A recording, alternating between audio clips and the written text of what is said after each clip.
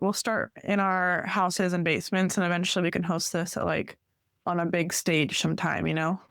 Yeah, like inbound or spotlight. We do some like IRL panels. Yeah, we'll do the sisters.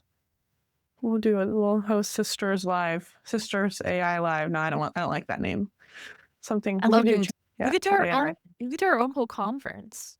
Go big Yeah, or go home. we could just hop on at some conferences and do the panel and kind of gab the two of us. That'd be pretty fun. Yeah. Invite all of our besties like Sam Altman and Yeah, exactly. All of them.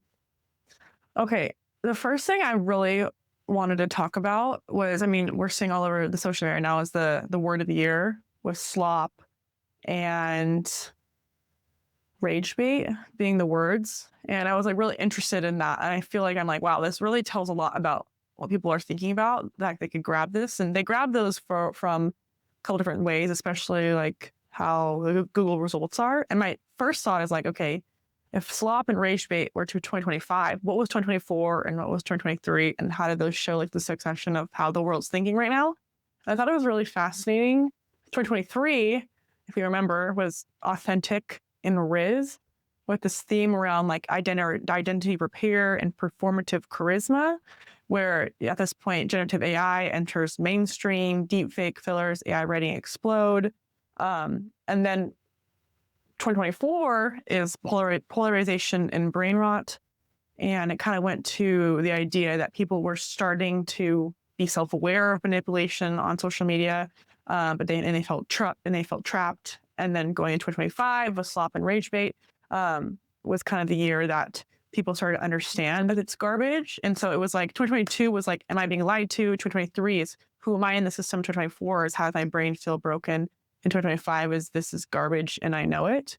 And it's interesting to kind of see that. We can kind of unpack why that's happened the past couple of years, and then also kind of what we think 2026 is going to be like, kind of a blimp into it. What I think it's going to be more is like the people who are having like those intentional and hard to access things. Basically, what goes they're seeing this like theme from these words, and I think this year will be the companies kind of capitalizing on the opposite of that. I guess my question for you is based upon those themes and this like downfall of like social media and AI and perception of the world, what's caused that? And like, why do you think we've gotten to how we've gotten to today? yeah. I think like I think it's twofold here. I think one of the things is like we all know like in the world of social media, like trends have been a huge thing for years and years. And the trends used to be a trend for months at a time, like thinking like Vine and older Instagram, and the trend would take a lot longer to like, saturate through everything.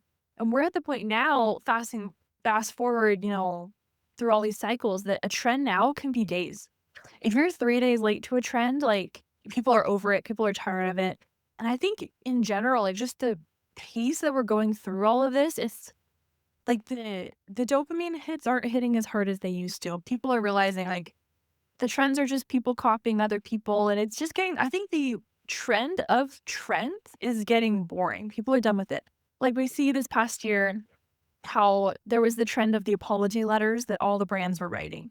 And the first one was like, "Oh, that's really cool and different," and everyone's sharing it.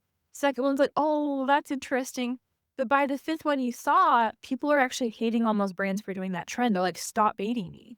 Stop messing with me and making me think something and then switching." It was causing more distrust. So I almost think this will be the year of like no trends, like doing your own thing, coming up with something that's not a trend, but coming up with something that's uniquely you. And I think that will go into my second point being the year of just being yourself, the year of like not going back to the 2023 authenticity, but more just the plotting your own path and not caring what other people are all doing. That's kind of what I see this year going to, but we'll see. What do you Yeah, no, think? I love the trends idea. It's like we're seeing the length of trends. I mean, it used to be, and I think fashion we've seen like way in the past would be, fall, spring, summer, winter, and that was like the trends. And like once every quarter, we saw this like trends report, and that basically dictated everything. And now we're seeing trends just compress significantly. And I think it's so funny too. This past couple of days, we've seen like this resurgence of like 2016, this whole thing around everyone's like reflecting on 2016. And I think it's funny because we've gone through like, especially like with manufacturing and everything nowadays, it's so much easier. And so fashion's catching up and AI is catching up, everything's catching up, that like whether it's social media or fashion or anything, it's just like compressing like crazy. And now the fact like we're like caught up, like we're not in the 80s anymore, we're not in the 70s, we're not in the 90s, but like our throwback trends of 10 years ago.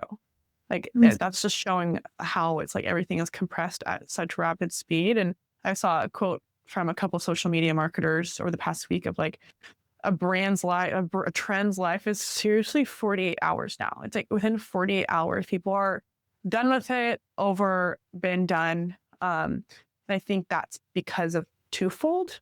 AI makes it a lot easier to like create content and post it and kind of do everything a lot quicker. In the past, took a long time to create content. And at the same time, people are spending so much time on social media that piece of content they're seeing over and over and over and over, like everything's on social media right now.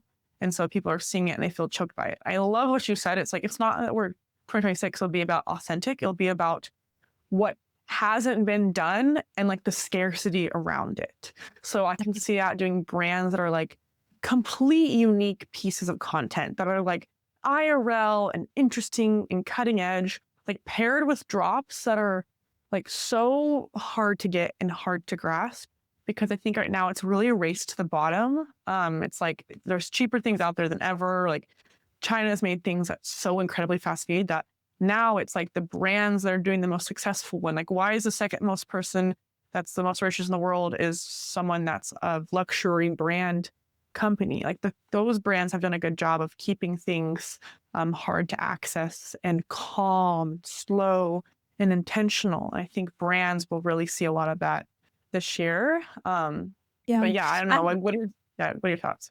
I think it boils down to like, it's something you and I talked about a lot before, like the quality versus quantity. Like that's why people go thrifting and want those brands from decades ago, because they're still holding up and they look great still. It's why we see this huge influx of AI software, and a lot of it looks very similar. Sometimes you go to a website and it sounds like there's 50 different AI softwares doing the same thing. So I think it's about the quality here. I think we have at our fingertips everything we could ever want. You order something on Amazon, in some cities it can get to you within an hour. You can go online and you can research any topic with an AI chatbot and get information about it instantly. I think the differentiator here is the quality, and it goes hand in hand with what you said about events and how that's something that we can't replicate easily online. That's one of those rare spaces where it can't be touched by software or by AI. That's something that takes the time and the dedication and the person-to-person networking and the contact. That's not replicable anywhere else. I think that's going to be really key this year, is just the unique events, the unique opportunities that we have offline, and we'll be seeing them online.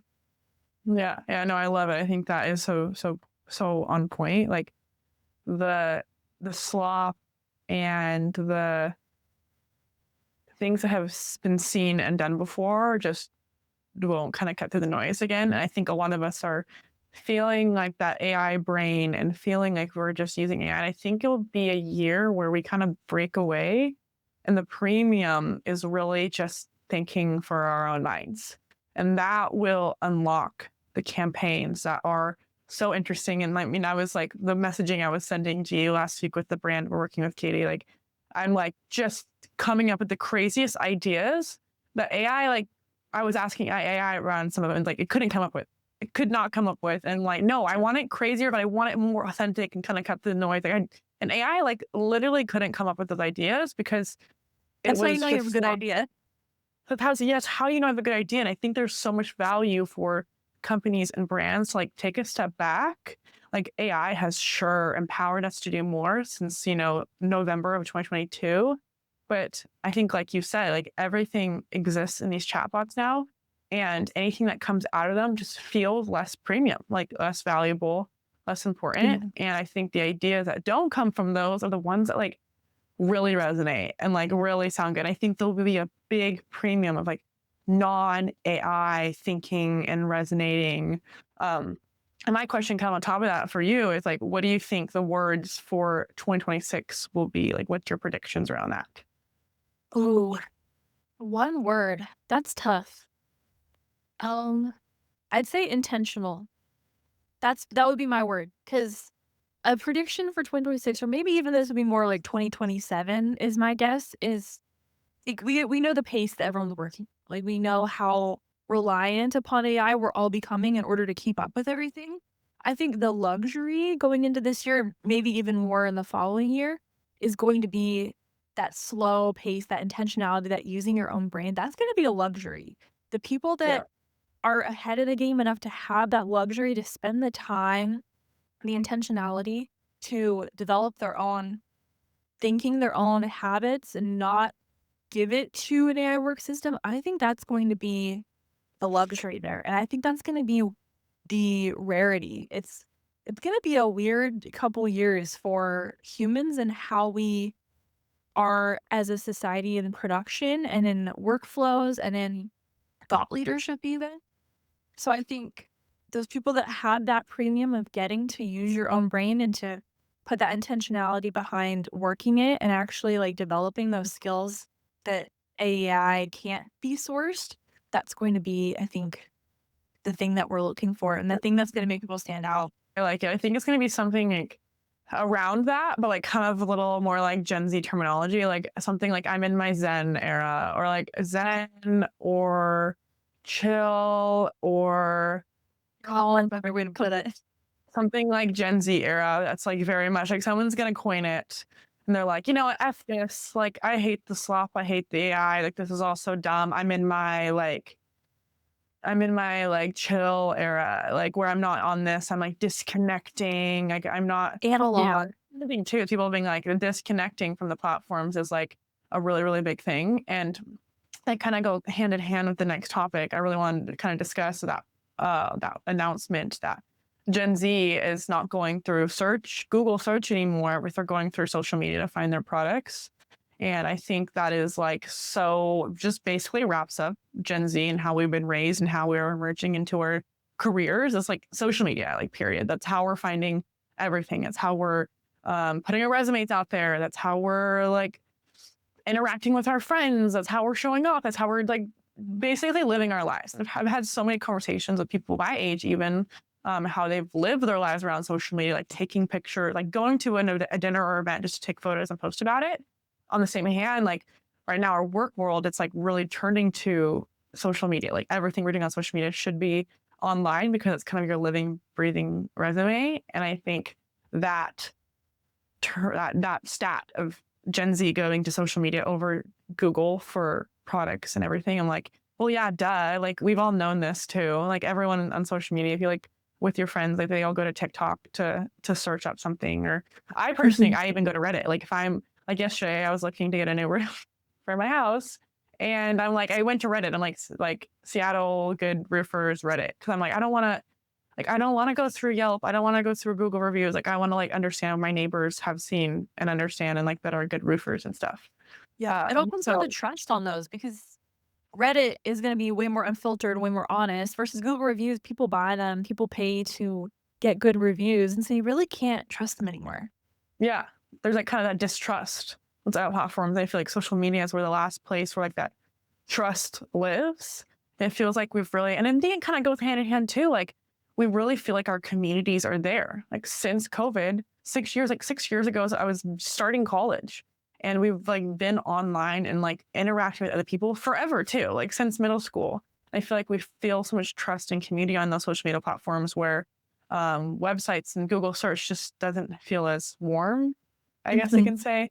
But I don't know. I guess my question for you is, how do you see social media transforming work as we know? Because Gen Zers and everyone are now emerging into decision-making roles and managerial roles. Like, how do you think that work will change in the era of social media? Well, first off, I see becoming the hub for work. I mean, we already know there's so much more of a job market because of social media. Because every brand nowadays, if you don't have a social media presence, you're going to be really hard to find. And the only people that are probably going to find you are the people that can find you in the phone book. So uh, it opens up this whole new workforce. But I think additionally, it's going to be a place, especially when we talk about LinkedIn, where employers are looking to your social media. We know that for decades they've looked at Facebook and all these social medias to just see what kind of person you are. But I think now it's going to shift from what kind of person you are to what qualifications do you have? What have you done with your life? What are you an expert in? And so I think, especially when we talk about LinkedIn, maybe even YouTube, some of these more platforms that have a professional side to them, I think they're going to be a resume, but also be a place where we find employment because we connect online for social aspects. We connect online for commerce. We connect online for jobs as well. I don't think I can't think of a single person I know that has submitted a resume recently and actually gotten the resume read and had a job opening. Like, it doesn't work that way anymore. Like, the people saying, "Oh, go drop off your resume at this job," like, they don't understand that's not how the world works. You need to talk to the person. And what better way to talk to the person than social media? So Right. you I mean, look I at that think, person. yeah, I totally agree. I think the resume is dead, and I think college is dead. Sure, there's still use cases for both of those, but I really think you can skip spending like $200,000 for a college degree and start a YouTube channel, start your LinkedIn, and just start creating. At first, it's going to be crappy. You're not going to know how to talk to brands. You're not going to know how to even make an invoice, but you learn it. Like, you learn all of that, and it gets better and better, and you create a skill that you can show off to brands, and people will instantly hire you. Like what you said, no one's hiring off of resumes. No one's hiring off of job postings online. Like, literally no one. Like, the bar is on the ground when, like, for posting on social media and like showing off what you can actually do and showing off your AI skills. Like, I think because Gen Z is emerging into decision-making roles, that presence on social media is so valuable to them because they grew up seeing how valuable it was, that they're going to prioritize that over a college resume or easily applying to any job interview, but any interview or job posting out there. Like, I think those are, I think it's dead. I think it's dead. I think it's not a good way to kind of get connected to anyone right now. I would agree. It's not even in like tech, AI, like this whole world. It's for most industries, I would say. There's a guy that pops up on my feed all the time. I don't even follow him, but he pops up all the time because he's really popular and he's an HVAC guy. Like, he's in one of the most blue collar jobs you could imagine, but he's building a LinkedIn presence and he shows up on my feed all the time. And I can't imagine like what better person that a company would want to hire if they're hiring HVAC than someone that knows it well enough to teach an audience, build up an audience as a trust figure in this industry. And I think that we're seeing this in across all industries, like even ones that we wouldn't traditionally think are social media based. Yeah. No, I completely agree. And not to mention that creating content around something is the best form of education. Like, you know this better than anyone with an education background. Like, if you can teach something, you know it so well. There's no better way that you know something than if you can actually teach it. And that's all content is. The top framework that we used in teaching, education, and also I think it's one of the top ones that's used in the medical field is see one, do one, teach one. You watch it, you do it, and then you teach it. And that's the best way to actually internalize it is you're teaching other people. There's some crazy stat around the understanding of knowledge. I think they say if you hear something said, you retain about 5% of it, something like that. If you rate it, I think it's like 10% retained. And it goes up, it works up this pyramid too. If you teach something, you retain over 90% of it. So teaching is the ultimate way to learn yourself. It's highly powerful. And I think it's underrated. I think people, when they hear that you post on social media or you post, you're an influencer or you just have an audience that you've built up, I think we still sometimes tend to look down on it a little bit and be like, laugh about it. Like, oh, you're a creator or, you know, you do this and this on social media. I mean, we do it. Like, you and I literally do it we've spent how many years creating on LinkedIn, how many hours, how many mornings waking up at 4 a.m. And we still are like, oh, we've posted content on LinkedIn and we're creators and influencers. Like, we literally, like, you and I like joke about it. And I think it's changing. especially as we're talking about creator and thought leader versus influencer. But influencer still has like a negative connotation to it, where I think it's hilarious. It's like one of the most valuable jobs you can do today, the most valuable ways you can connect with other people and move up in your career. And there's still like a distaste towards the word. Yeah, it's almost like a bad word, like, "Oh, what do you do for work?" "Oh, I'm a LinkedIn influencer," or, "Oh, I'm a creator." Like, Yeah. we shouldn't approach it that way, and we're probably part of the problem, like, we should be not afraid to talk about it. But, yeah, it's so funny because in reality, it's so powerful. We all spend what? Everyone's screen time's looking like 3 hours a day, like 4 hours a day. Some people are upwards of 8 hours a day, and a good chunk of that on social media. It's such a big part of our day, and what better place to have an influence and to promote your career and further your career than a place that people are already spending hours a day? I can't think of a single other place that people are spending hours a day, with the exception of maybe if you like have a long commute to work or something. Like Yeah. it's an incredibly like crucial percentage of our day that we even spend. Yeah. Yeah. I guess kind of my follow up question, all of this is that, Gen Z, increasingly people who are going to be the movers and shakers of the world are moving towards consuming social media, trusting on social media, searching, making decisions. What would you tell brands today? Like, what's that kind of evergreen piece of advice that you'd give them with this being kind of the way the world is moving? Develop your social media, but not just throwing posts out there just to follow trends, just to for the purpose of getting followers. That's I think when you're a brand, the purpose is not followers. When you're a brand, the purpose is very, very clearly defining who are we, what do we do, why are we a good option for you? Because if you go to a brand's page and they have memes and they have cool announcements and things like, yeah, that's cool, but that's really not why you're there. That's not what's important. If people are using social for search, they want to be able to very, very clearly, plainly see what do you do? Why should they go with you as a company? And if that's not incredibly clear, like pulling out the buzzwords, pulling out all the fluff, very clear and simple, they're not going to take more than a second to look at you. So it needs to be clear and concise. Yeah, I'd say that's super on point. Showing up meaningfully. I think my takeaway would be for brands. I mean, social media, like anything, takes time, effort, and really practicing. So I think consistency is the biggest thing I'd say. Well, it's kind of buzzwordy. I mean, coming from a sports background, volleyball in college, like we should have every single day practicing the same things every single day. I mean, any creator that you've seen that has built something meaningful off what they've done is been doing it for years. Some people longer, some people 20 years. So I guess it's the social media hasn't been around quite for 20 years, almost, maybe just about actually. But I would say just showing up every single day, learning, creating, and just being 1% better. So I think the more you can show up, the more at bats you can take, the more winners, the more people you're going to reach, the more people that are valuable that you're going to reach. And so I definitely think that's kind of the way for brands to show up in 2026. But Love it. Totally agree. awesome. Cool.